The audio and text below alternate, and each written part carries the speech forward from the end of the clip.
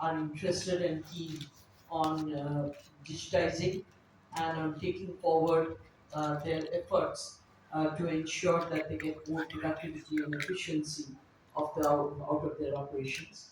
So, yeah, because Salesforce has not been in the country for very long, at least in the area of collaborating with clients such as Bandhan Bank, I thought we'd do a very quick presentation as to where we are. Again, we traditionally start with gratitude with a thank you slide. So thank you everybody for being here today. Of course, we have to also give this statement because we are a listed company. So this is a forward-looking statement saying that any buying decisions need to be based on products that are currently available.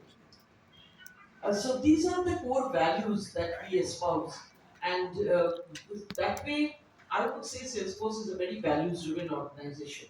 So any of our people around the entire company, even if you wake them up in the middle of the night and ask them what are your values, they'll be able to rattle off these five, which is trust, customer success, innovation, equality, and sustainability.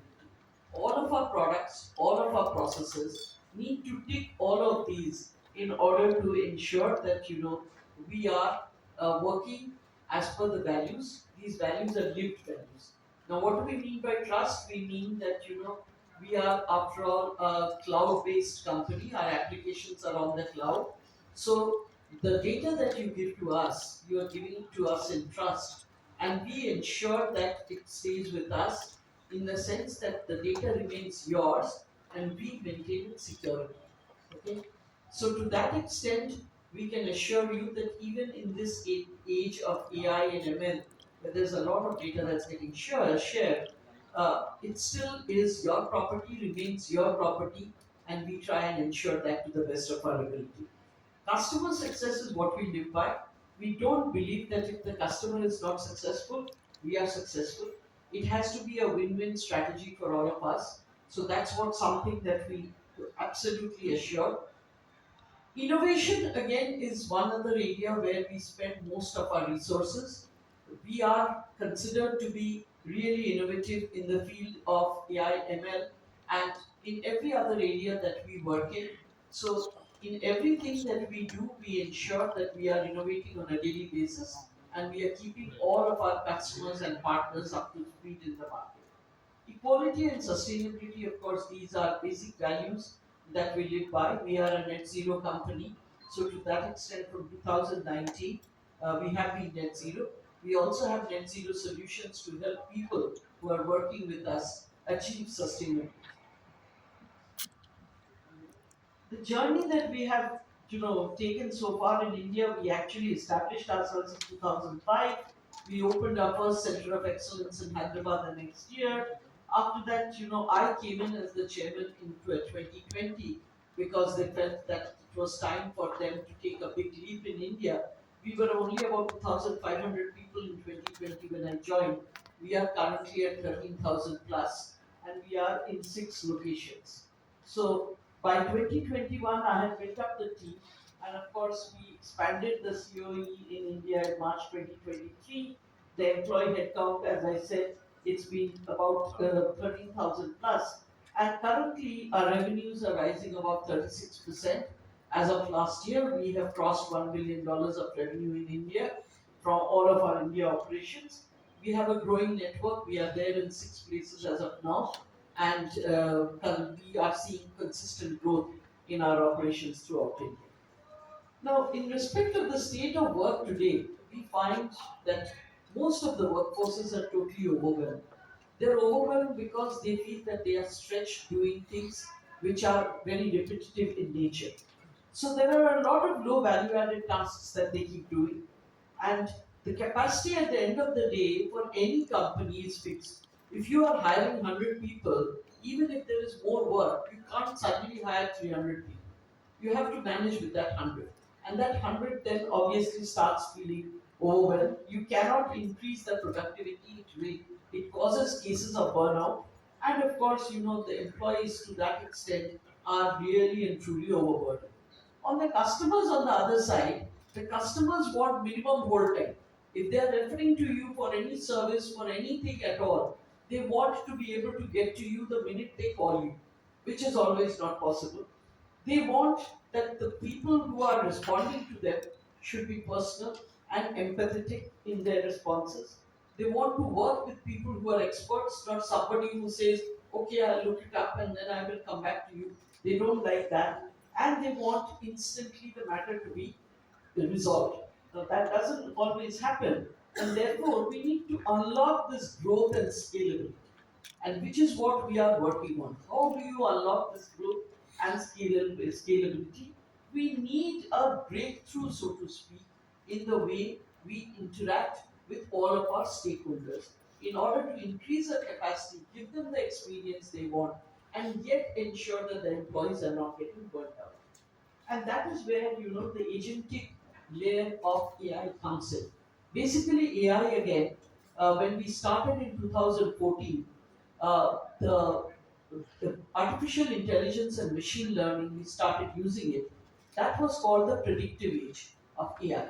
And what does the predictive age mean? The predictive age was basically when structured data would be put into a database, and people who understood how to write computer languages would then query that database and get predictions from it.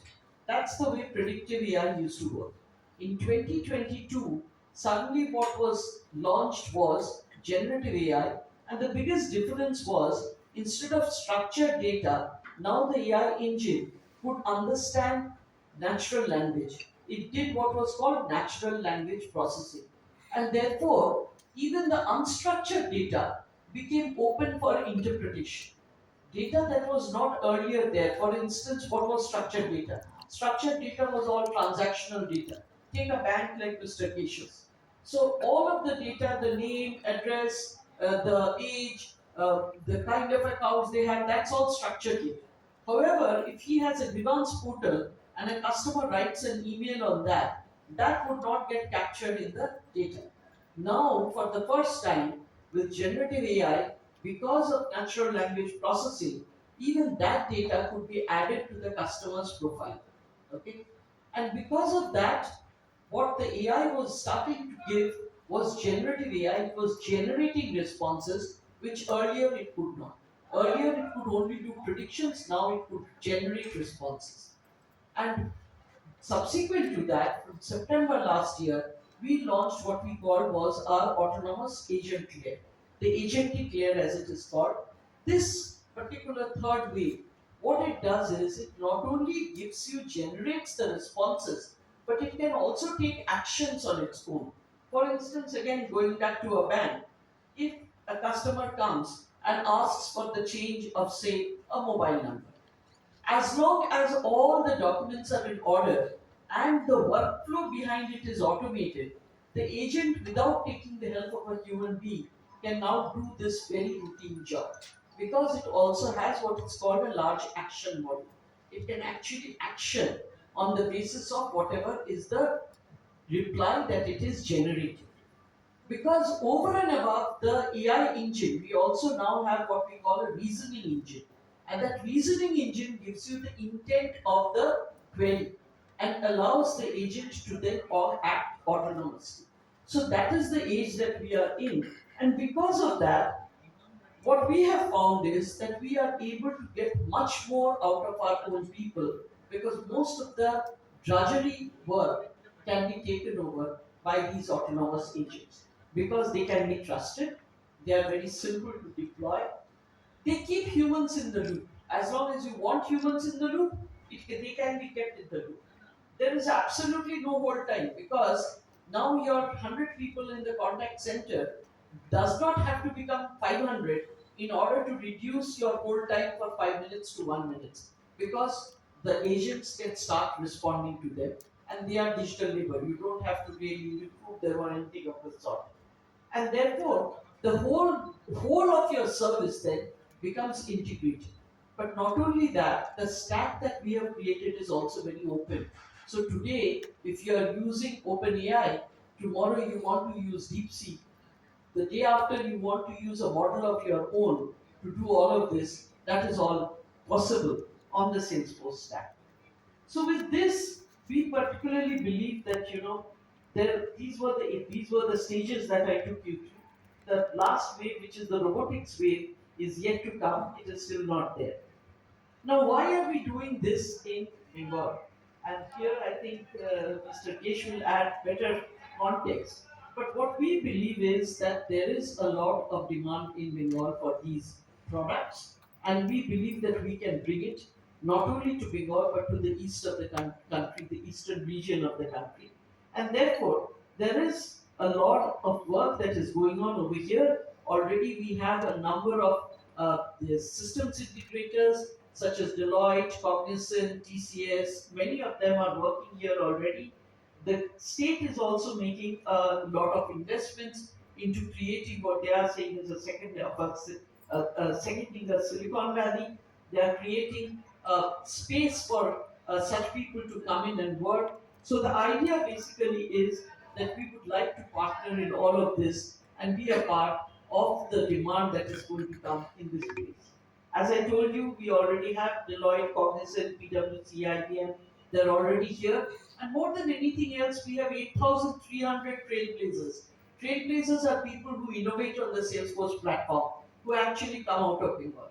So Salesforce is not new to Bengal. There is a lot of individual talent that is currently innovating for us over here. This is the way that we have made our customers succeed. These are the various solutions, and we have shown that in support cost, that means in servicing cost, we have brought about a 20% reduction. If you use our platform, we have brought about 22% reduction. These are all average costs. In respect of our sales cloud, we have on an average created 30% more revenue. In respect of integration layer, which is MuleSoft, we have been able to give 32% faster deployment by bringing about this integration stack, which is the middleware. In respect of marketing, return on marketing, we have been able to show a return of around 32%. Similarly, from our analytics, faster time to insight, we have been able to improve by 33%. And in respect of Slack, which is our collaboration platform, 36% faster collaboration is what the company is using them on an average. That is what they report. So basically, again, now we will come to Bandhan Bank. I will leave this to him. But basically, this is what Salesforce has been doing, collaborating with various agents. And again, we have Mr. Kesh over here because Bandhan Bank and we are collaborating on the digitization of Bandhan Bank. And this is something that I would like him to talk about. In case you want the slides are.